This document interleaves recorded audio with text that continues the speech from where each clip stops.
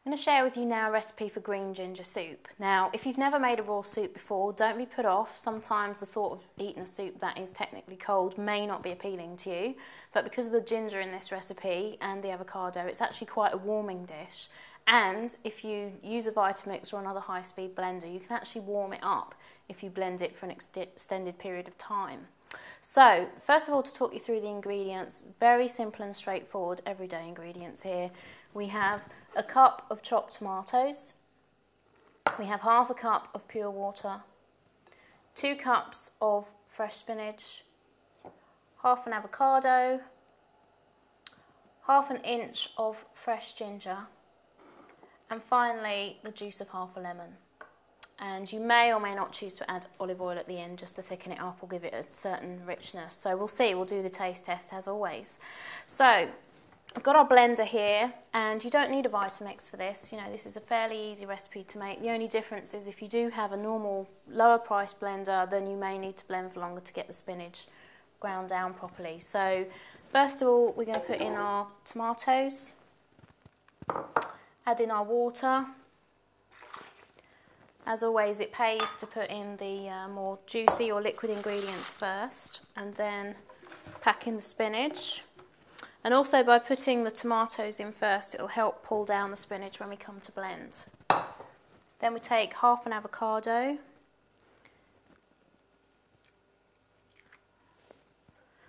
And just watch out, as always, for any brown bits. You don't want to be putting those in. This one's actually really good, really good. And okay, and then the ginger, you'll probably find that it'll actually help you with any blender, but especially a more economical one, to chop the ginger up a little bit first to help with the actual blend, so you don't end up with chunks of ginger at the end. And then finally, with the juice of half a lemon, it will depend on how juicy your lemon is, so if you don't feel it is that juicy, you know, just bear in mind you may need to use the other half as well. So that will all be revealed in the taste test ultimately. Alright, so that's all our ingredients. Now for the blend. We'll start off on a slow speed and then build up, and we should have our soup in next to no time.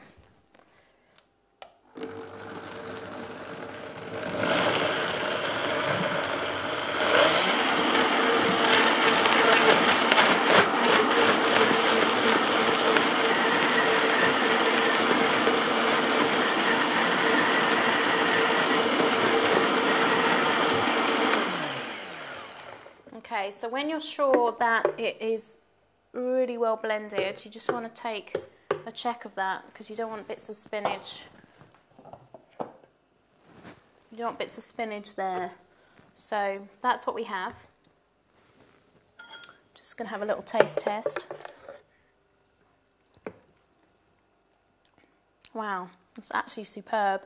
If you wanted to thicken it up a bit, you could, of course, with avocado, or if you wanted to thin it out, you could with the tomato or a bit more lemon juice or more water. But this is actually perfect, which is always good news. I'm going to pour that in the bowl so you can see. It's a really nice consistency as well. And perfect portion for one.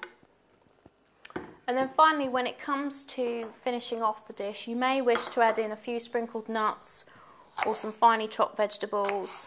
I'm just going to finely chop a red bell pepper here just for a bit of colour, because green and red always look great together. And as I say, if you want it warmed up, you could actually use warm water in the first place instead of normal room temperature water, or you could just blend it for an extra long period of time. So, yeah. Just a small sprinkling of red bell pepper there, and we have a wonderful soup, which I hope you will enjoy and make yourself at home.